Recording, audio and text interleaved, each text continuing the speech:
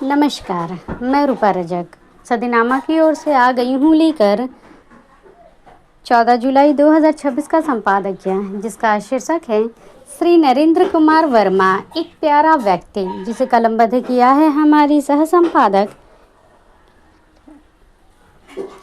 गिरिराज शरण अग्रवाल जी ने। आज का हमारा विषय नरेंद्र कुमार वर्मा को लेकर है, जो कि एक प्यारे व्यक्ति हैं। मुझे भी विचित्र लग रहा था कि एक अच्छे लेखक को छोड़कर नरेंद्र जी यह क्या करने वाले हैं। जानते ही संबंध में आगे क्या कहते हैं हमारे संपादक महोदय। डायमंड पॉकेट बुक्स के स्वामी श्री नरेंद्र कुमार वर्मा से मेरा परिचय संभवतः 1971 में हुआ था। उस समय तक डायमंड पॉकेट बुक्स की स्थापना नहीं हुई थी और वह हिंदी बुक सेंटर पर आने अपने भाई अमरनाथ जी के साथ काम करते थे। ऐसे कर्मठ और सक्रिय व्यक्ति मैंने बहुत कम देखे। किसी भी बात से उकताना उनके स्वभाव में नहीं था। छोटी से छोटी बात पर ध्यान देना और अपने परिचय को निभाना, सहयोग देना उनके स्वभाव का अंग था। उन दिनों तुलसी मानस चतुष्पदी समारोह मनाया जाता था। हमने संभल में तुलसी मानस चतुष्पदी के अंतर्गत तुलसी मानस संदर्भ ग्रंथ को प्रकाशित करने की योजना बनाई थी। लगभग 700 पृष्ठों का यह ग्रंथ पूरी साज सज्जा के साथ प्रकाशित हुआ।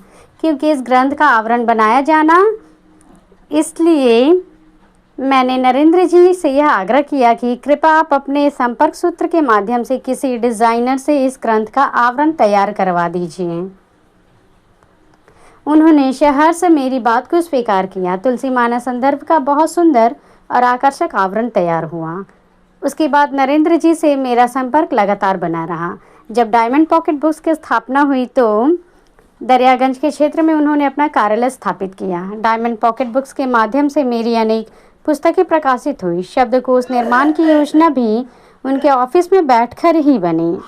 सबसे बड़ी उदारता की बात यह थी कि दिल्ली में मैं प्राय अपने साडू भाई अशोक चक्रधर के पास सरिता विहार में जाकर ठहरा।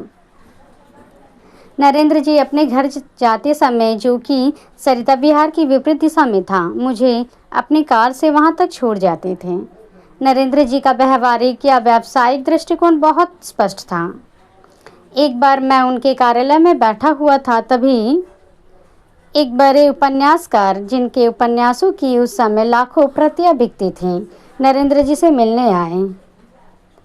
मेरे सामने उन्होंने प्रस्ताव किया कि नरेंद्र जी, मुझे अपने उपन्यास की रॉयल्टी हेतु एक मारुति कार चाहिए।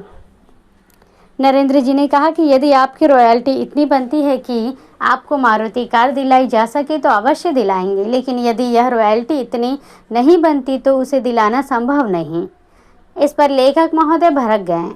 उन्होंने कहा कि हम तो बिकने वाले लेखक हैं, यदि आप नहीं छापेंगे तो हम अपना उपन्यास कहीं और छपा लेंगे।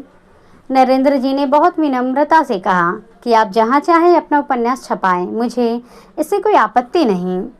मुझे भी बड़ा विचित्र लग रहा था कि एक अच्छे लेखक को छोड़कर नरेंद्र जी यह क्या करने वाले हैं। उस समय धर्मयुग साप्ताहिक, हिंदुस्तान सारिका, दिनमान जैसी अच्छी और पाठकों के प्रिय पत्रिकाएं छपा करती थीं। उन सभी पत्र पत्रिकाओं में नरेंद्र जी ने एक एक पृष्ठ के विज्ञापन प्रकाशित कराए। उसमें कुछ नए लेखकों द्वारा लिखे गए जासूसी और तिलस्मी उपन्यासों की जानकारी दी गई थी। उन्होंने पूरा प्रचार तंत्र लगा दिया और इस तरह से कुछ पंजीकृत लेखक खड़े कर दिए गए। एक दिन नरेंद्र जी ने बताया कि अभी पुस्तक छपी नहीं, मार्केट में नहीं आई, लेकिन विज्ञापन का कितना बड़ा प्रभाव होता है। हमारे पास सैकड़ों पत्र इस तरह के आ रहे हैं कि हमने उपन्यास पढ़ा, वह बहुत ही रोचक और मज़ेदार है। विज्ञापन की इस अद्भुत सफलता को देखकर कौन प्रसन्न नहीं होगा। लेकिन नरेंद्र जी ने इस तंत्र का मंत्रपूर्वक प्रयोग किया और जो लेखक उनसे अतिरिक्त मांग कर रहे थे, उन्होंने सस्ता रास्ता दिखा दिया। उद्योग जगत के उनके सहकर्मी उन्हें उनकी ईमानदारी, विनम्रता, उदारता और उत्कृष्टता के प्रति अटूट प्रतिबद्धता के लिए याद करते हैं। उनका दृष्टिकोण व्यावसायिक प्रकाश से आगे तक फैला हुआ था, जिसमें पीढ़ियों के पाठकों को शिक्षित, मनोरंजन और प्रेरित करने वाली सार्थक सामग्री तैयार करने पर केंद्रित किया गया था। ध्यान केंद्रित था। हम सबकी ओर से उस यादगार व्यक्तित्व को आष्टपूर्ण नमन। तो ये था दोस्तों हमारा आज का संपादकीय। कल फिर लौटेंगे एक नए विषय, एक नए संपादकीय के साथ। तब तक के लिए नमस्कार।